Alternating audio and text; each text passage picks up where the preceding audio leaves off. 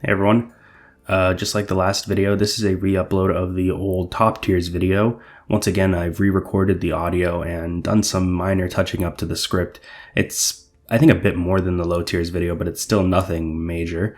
Anyway, this is most likely going to be my last video of 2025, so I just wanted to say thank you all for the support across this year. I know that uploads were pretty slow, but I'm hoping to fix that next year and put out a lot more stuff. So thank you for watching. I realize that this is going to be the last thing I put up for this year, so I just wanted to say thank you for the support. I'm honored and humbled once again to have received it.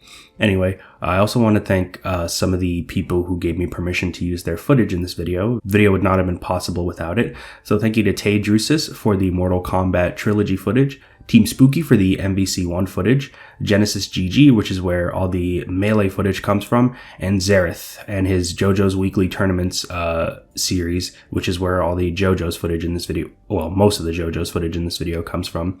Thank you all. Thank you to everyone who made every video that I've uploaded thus far possible, and I hope you enjoy. We talked about some powerful and memorable low tiers last video, so now let's travel to the opposite spectrum. A lot of people will often write off top tiers as easy to use, cheap characters that carry bad players. And you know, that may be true, but that doesn't mean I can't appreciate fun characters who just happen to be very powerful. Besides, who doesn't like being able to turn off their brain and click buttons with a character that can dominate the roster of their respective game? So join me as we look at some of the best top and high tiers in fighting games. Pet Shop is one of the most infamous top tiers in fighting games. He spent the majority of Heritage for the Future's competitive lifespan banned and hailed as one of, if not the best character, and it's pretty easy to see why once you actually see him in action. Between his insane mobility, his small hurt box making him hard to swat, and of course, his unblockables and insane combo damage. It's because of this that he does extremely well against most of the roster and is rarely ever seen being placed below the top 2. However, in more recent years, another character who is considered one of the best in the game has joined the banned club and become notorious as one of the most powerful characters in any Capcom game. Kakyoin is often considered the best character in the game next to Pet Shop. Most rule sets also ban Kak from tournaments along with Pet Shop, and there's good reason for that. Kakyoin possesses a strong kit that plays the game incredibly efficiently and makes him both an offensive and defensive powerhouse. The first big thing to point out in Heritage is the different types of characters. Due to the variety of stands, various characters have different ways to control and operate them. Kakyoin is an active stand character, so upon using the S button he can switch between two modes, stand off and stand on, the latter of which modifies certain specials, supers, and attack properties. Active stand characters tend to be the strongest characters in the game due to the myriad of benefits granted in stand on mode, such as a double jump and immunity to getting knocked down. Kakyoin takes this to a whole new level. Stand-on Kakyoin, besides getting access to a double jump, also has an air dash that can be performed an infinite amount of times. And yeah, it's as dumb as it sounds, granting him excellent mobility and camping potential. In Stand-On, Kak is infamously equipped with amazing buttons, many of which sport ridiculous range and priority, which allows him to threaten damage from almost any point on screen.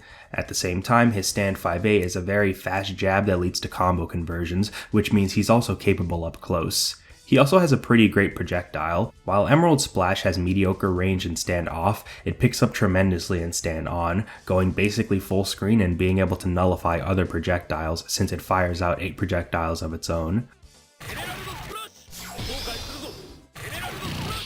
Kak's strongest tool, though, is the net. Hierophant's Field will place an invisible trap on the stage, which will entangle opponents and stun them for a small amount of time on hit. The amount of utility this move has almost makes you wonder if it was playtested. The nets are invisible and remain on screen for almost half a minute if not manually released, and Kak can place up to 3 at once in any position, giving him unparalleled control of the screen. They even force a stand crash on hit. Stand crashes occur whenever an opponent's stand gauge is lowered to 0, and nets do that in one touch. Yeah, these things are crazy. Nets bring Kak's damage and mix-ups to another level, and they even provide good defensive support. A net can be cut down with a stand-type attack, but some characters don't have any attacks with that classification, which presents a significant hurdle in the matchup for them. Kakyoin has some mediocre attacks that don't have much practicality, but he can also use tandems, a super that every active stand has access to, for high damage combos which are easy to set up and let him cash out big damage. Great damage, movement, defense, and a beyond abusable special in nets. What flaws does he actually have? Well, you'll probably have trouble finding matches in Fightcade, and you'll definitely get a lot of mean looks. Jokes aside, this character is just crazy, and his ridiculous tools give him excellent matchups and an all-around strong game plan that has ways to get around any situation he could be put into. Heritage for the Future mostly sees play on Fightcade, and there's been lots of strong CAC players like Pathetic, that's his name, not an insult, and Mutastic who have repped and developed the character. And by the way, if you're curious, there is another character on the roster named New Kakyoin with a spiffy pair of shades and a modified moveset. He's a very different character with a distinct playstyle, but he's still extremely strong in his own right. Kakyoin fans just can't stop winning. I didn't want to repeat games for this video, but I knew upon deciding to make them that I had to include my personal favorite character from Vampire Savior. This game is just too sick not to talk about, I'm sorry. In my low tiers video, I discussed Anacaris, commonly regarded as the worst character due to lacking several universal tools and defensive options, but now we're going up the tier list to one of the best characters in the game, second only to Zabel. I already mentioned how fast-paced Vampire Savior is, and Sasquatch is one of the poster childs of this rushdown-based gameplay. Nothing is more indicative of the insanity of VSAP than a cracked-out Sasquatch dashing across the screen into your face and mixing you to death. Sasquatch has access to great pokes, strong anti-airs, and high-damage chain combos, but his strengths truly begin to shine once you master his unique movement option, the short hop. Sasquatch can dash by tapping forward or back twice in succession, but if you tap the opposite direction after initiating the dash, it will result in a shorter range dash that causes Sasquatch to land much quicker. Short hops allow Sasquatch to maneuver very quickly when done in succession, but Sas can also input air normals during these hops. Sasquatch can use short hops to push high-low mix-ups and assault the opponent with incredibly fast overheads. Once this character gets in, he can enforce some of the scariest offense in the game between his short hops and his strong throw game with a command grab that grants a combo on hit. Sas's large size and rather linear approach options means he can struggle to get in a bit, but he also has access to big towers for an extremely strong full screen option. The normal meterless version is already a strong anti-air, but the ES version is a full screen projectile that will cause a knockdown upon hitting, and once the opponent is knocked down, Sasquatch can easily start moving in and begin his offense, something he's very good at. His biggest issues, besides the aforementioned limited movement, comes from his defense, as he has slow wake-up timings, no real reversals, and a wide hurt box. He's not nearly as well-rounded as Zabel, the other character commonly agreed to be in the top 2, as Zabel has better defensive options, but Sas is also much better as a starter character. He's easy to pick up and has a very simple, digestible game plan at a low level, but even as players get better and better, Sasquatch remains effective thanks to his powerful mix-ups, normals, high defensive rating, and big towers. He's got a strong player base with representation from all over the world, and they've been playing and optimizing the character's insane offense and showing the world just how powerful Sasquatch is at the highest level. Plus, he's a ton of fun to play, and really, how can you not love this adorable fella? Melee Falcon. Do I even have to say anything else? Melee is a game that's full of sick characters that are a treat to watch, but to me, few can match the flashy destruction and utter swag of Captain Falcon. Owing to his amazing dash and fast air and ground speed, Falcon's approach is profoundly strong. He's a lightning bruiser with the ability to dance around the stage while simultaneously possessing high damage combos and devastating finishers. His combo game is flexible, he has tons of starters, and he can tech chase very well. His grab is relatively short range, but his up throw and down throw can be used for chain combos, and he can easily use them to combo into his amazing aerial normals. His neutral air is a fast 2-hit move that can send at a low horizontal angle, and his back and down air are both powerful for edge guarding, especially the latter as it's a meteor smash that sends the opponent down and can also lead to combos on the ground. His most standout normal though is his forward air, the Knee of Justice. This move has 2 different hitboxes and its damage and knockback changes depending on where it connects. The weak hit is, as the name suggests, rather weak, but it sends at a low angle that allows for easy follow-ups into the strong hit, which is one of the best kill moves in the game. Not only is it immensely powerful, but Falcon's numerous ways to route into it makes any hits from the captain incredibly dangerous to take. Despite being capable of buzzing around the screen thanks to his high speed, Falcon is also one of the heaviest characters in the game, so not only can he dish out plenty of punishment, but take it too. It's not uncommon to see Falcon live to very high percent. His special moves have their utility, but unless he's recovering with down and up special or tech chasing with side special, he won't be using them a whole lot. In spite of that, it only makes his neutral special even more satisfying. Falcon! It's insanely slow to start up, but decimates anything it makes contact with. Easily one of the most satisfying moves to land. Falcon's biggest flaw is his piss-poor recovery. His fast falling speed is a double-edged sword, enabling his combos, but also making it harder for him to actually make it back to the stage. His up special is a command grab, so it gives him some protection, but it can't grab characters hanging from the ledge, which makes Falcon an easy target for edgehogging. Falcon's low recoveries are absolutely terrible, but high recoveries are actually not that bad thanks to a property on his down special. If used in the air after his double jump, the Falcon kick will allow him to jump again. It's still a major issue for the character though. Falcon's stylish movement and combos makes him a joy to watch, and he has tons of strong representatives in tournaments such as S2J, Wizrobe, Hax, Scar, and Gravy to name a few. He has his fair share of difficult matchups against the top tiers, which has held him back from evolving past a high tier in some people's eyes, but players like Wizrobe have still managed to achieve great results with him. Seems like every Smash game released after Melee has recognized how popular his playstyle was and attempted to recreate it, but Melee's Captain Falcon will always reign in my eyes as the absolute most entertaining and best incarnation of the character. Marvel vs. Capcom 2 and 3 have so many iconic and fun top tiers to discuss, it's hard to narrow it down to just one. Everyone knows how insane shit like UMVC 3.0 and Morrigan or the 4 MVC2 gods are. Marvel 2 and Ultimate Marvel 3 were both incredibly successful competitive games, and plenty of people got to bear witness to how powerful those games' top tiers were over the past years. That's why I wanted to focus on a rather interesting top tier from a game in the series that I feel is not as talked about. Marvel vs. Capcom 1 is a really cool game. The roster isn't nearly as large as its successors, but the assist system and the crossover mechanic give the game its own unique charms. In order to expand the roster while reducing the amount of time and resources needed to create more original characters, Capcom decided to include 6 secret characters, and with the exception of Roll, all of them were created by recoloring already existing members of the cast. The Capcom secret characters are actually pretty unique, as Shadow Lady, Lilith, and Roll have quite distinct kits, but the Marvel ones are much closer to their counterparts, mainly differing in terms of stats.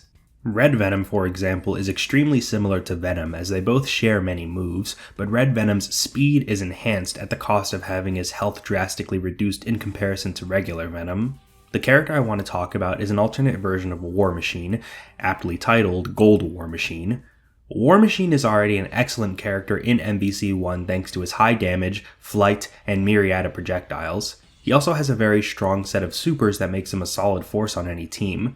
Gold War Machine keeps some of these aspects intact, but with some key differences. Well, for one, the lasers and missiles in his moveset are flipped compared to regular War Machine. For example, Shoulder Cannon on War Machine uses a laser, while Crouching Heavy Punch fires a missile. With Gold War Machine, it's the opposite, so Shoulder Cannon fires a missile, and Crouching Heavy Punch is a laser. Shoulder cannon! Good! Go! Yahoo! Shoulder cannon! Gold War Machine's projectiles tend to do more damage. More importantly, however, Gold War Machine's most notable trait is his permanent hyper armor. From the minute the match begins until things come to an end, Gold War Machine will not flinch against any attack, and he has the highest health in the game. Goldie can tank anything, and I do mean anything. This creates numerous issues for the opponent, chief among them being that he's nearly impossible to combo. Thanks to his armor, Gold War Machine can tank through virtually any offense. With the armor, he simply walks through it while continuing to pressure or zone with his powerful projectiles. He can be thrown, but good luck even getting close enough to threaten that option. Gold War Machine gets even more powerful when using the game's mechanics. When it comes to assist selection, Gold War Machine is great when paired with Colossus, one of the most powerful assists in the game. Colossus provides Goldie a ton of utility, allowing him to push characters off of him or create pressure. Goldie is a very frustrating character to fight. It's hard to really push any kind of offense on him because he can just ignore it with his armor, so trying to smother him is very difficult. Goldie only gets better when considering his team synergy, especially with himself.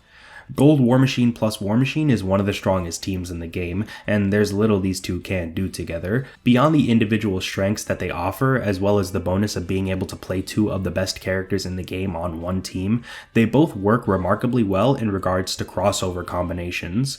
Whenever you have meter and both characters are alive, you can initiate a crossover, which will place both of your characters on the screen at the same time and allow you to control them both. During crossovers, you have a time limit, and during that time limit, you have infinite meter, so naturally the best strategy is to spam the hell out of your hyper combos. Both War Machines have access to the War Destroyer hyper, which fires down tracking missiles onto the opponent. This is one of the strongest hypers in crossover combinations. Double War Destroyer can decimate life bars on hit and even block, and Goldie being unable to be hit out of this super just makes it even better. So even though he's extremely slow and severely lacking in mobility options, Gold War Machine is a wall that hits hard and provides amazing team value. Hyper armor that can't be mitigated is one hell of an ability, but it does come with a cost. A big one. Gold War Machine cannot block. Even though this sounds like a nail in the coffin, Goldie's high defense does let him circumvent this for the most part, but depending on the matchup, some characters can potentially smother him with the right assist and team setup. Still, Gold War Machine is an absolute beast, and you have to take a very different approach to fighting him. He's basically the king of taking the fun out of things. Next up is possibly the most obscure character on the list, but also one with a very interesting origin. Mortal Kombat Trilogy is an odd game. While a lot of casual players consider it just another version of Mortal Kombat 3, it has a lot of system and mechanical differences that make it very distinct, and it's treated as a different game by top players. The character I'd like to discuss is a result of the game having two versions.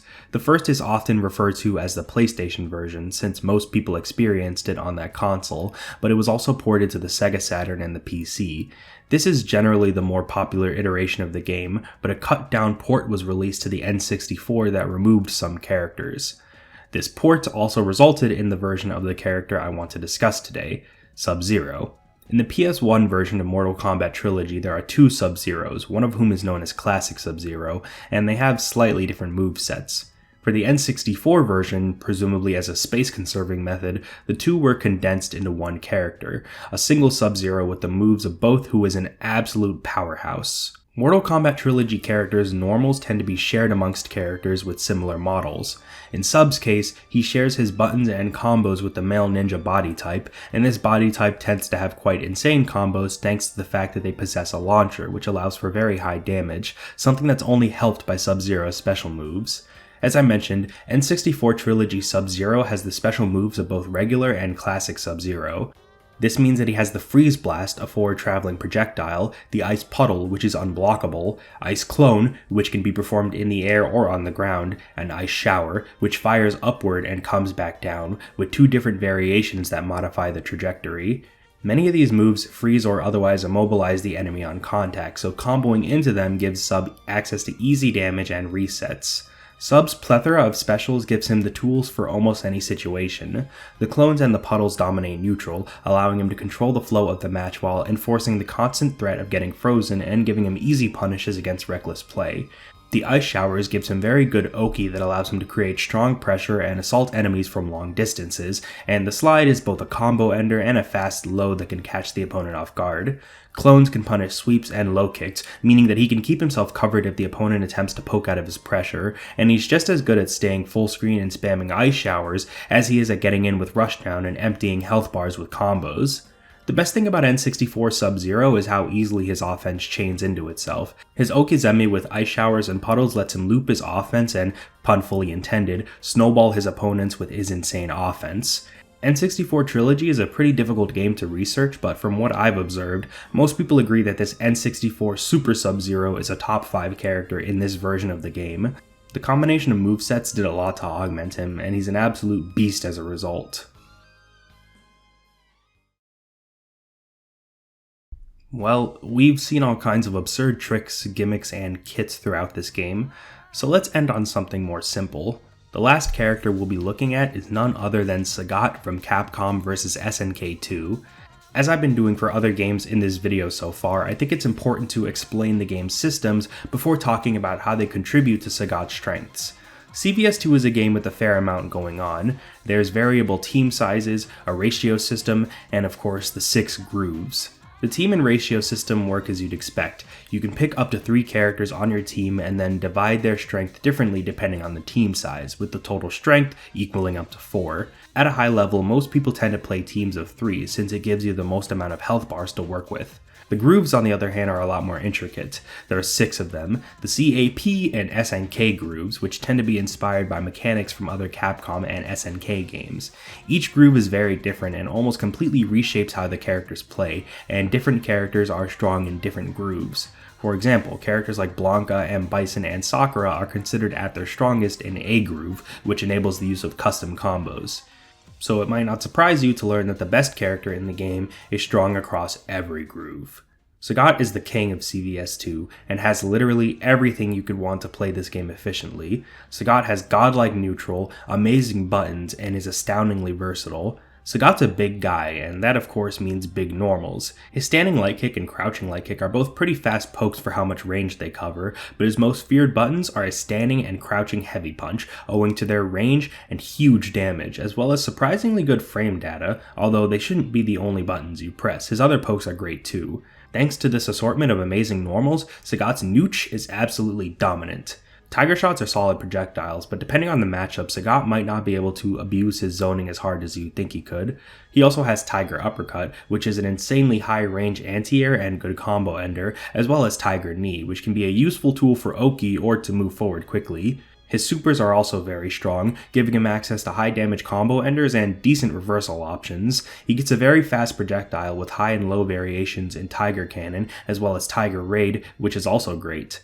All these strengths make Sagat strong as a base, but what really seals the deal on his viability is how groove-friendly he is. Groove specialization is almost non-existent with Sagat. He works well in all of them, and it means he can use all of the game's mechanics to his advantage.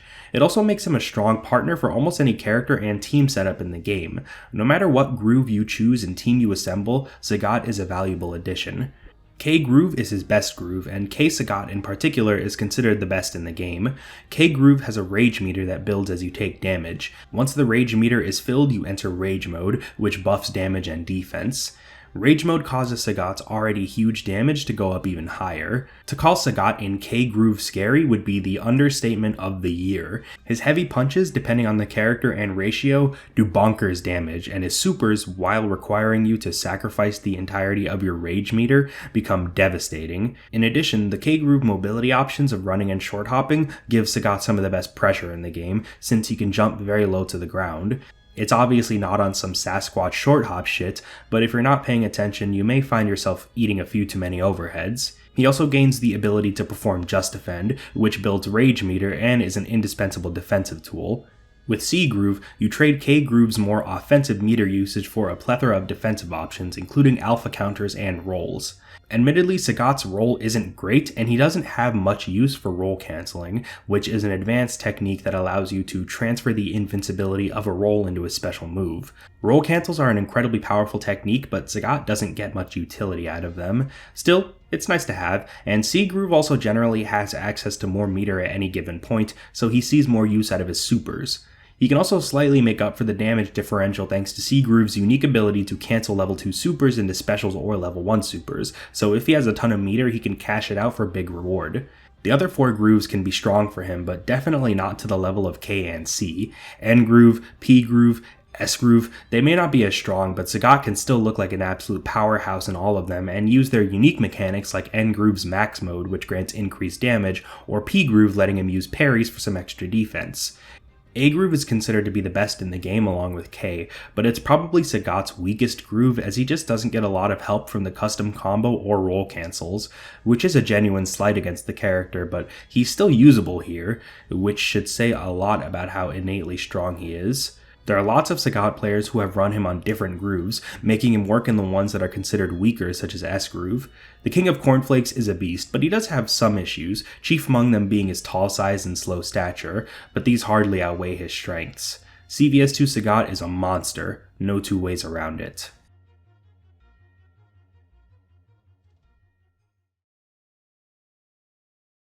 So, that's all the top and high tiers I wanted to discuss today. While they're obviously considered very powerful, it's interesting to note how extremely simple many of these characters are, which is perhaps a contributor to their strength and perceived viability. It's fun to talk about what makes these characters so powerful, and I had a blast doing just that.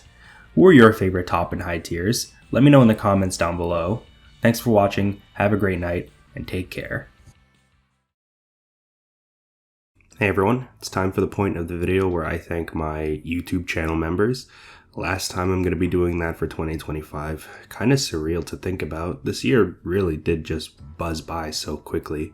But yeah, I guess I just want to take the time to shout out everyone that's helped out on this channel. The channel members, all of the viewers, the subscribers, the people who offered help on the scripts or with getting video footage, letting me use, their own tournaments as footage in my videos.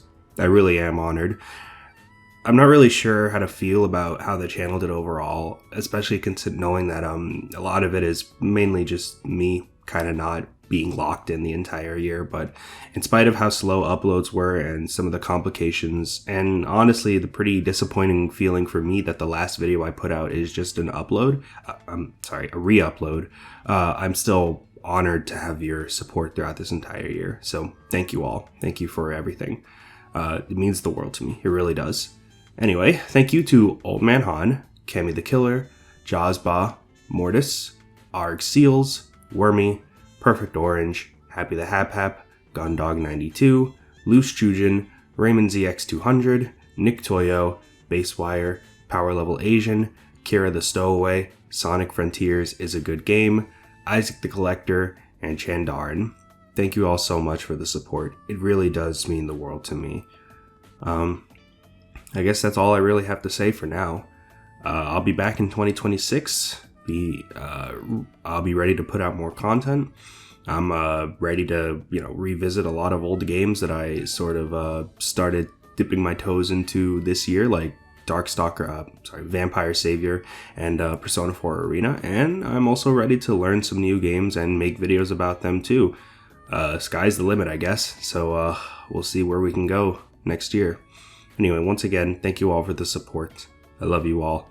Thank you for watching. Thank you for supporting. And see you for whatever comes next.